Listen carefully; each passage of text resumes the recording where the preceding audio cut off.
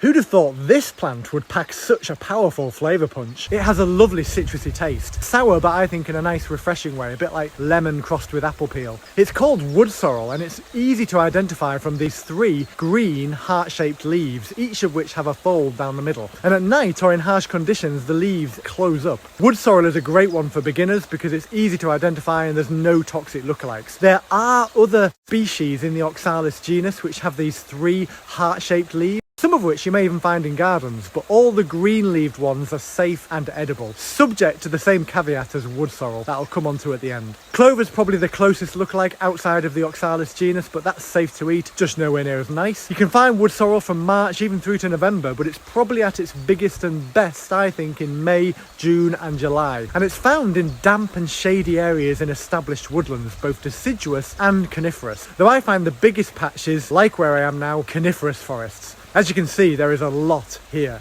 When picking it, do try and get a good chunk of the stem, as that's the nicest bit in a way, but please do ensure you don't uproot it. That way it might grow back, but also remember it's illegal to uproot a plant in the UK without landowner permission. The stem of wood sorrel is green and sometimes reddish, especially near the base, and wood sorrel also produces a whitish flower with pink to purple veins on them. The flowers are also good to eat, they're similar in taste to the leaves but a bit sweeter. In terms of using it, all parts are great in salads to add that lovely refreshing flavour. They can also be added to pesto instead of using lemon juice. In fact, it does the job of lemon juice or even lime juice in almost any recipe. You can also make wood sorrel soup and it works well in some desserts as well, like sorbets and tarts. Now there is something to be aware of when it comes to eating wood sorrel, and this applies to any other type of sorrel, which is its oxalic acid content. Wood sorrel and related species contain high levels of oxalic acid, and oxalic acid in very high quantities can cause kidney stones. However, you would have to eat literally bucket loads of this stuff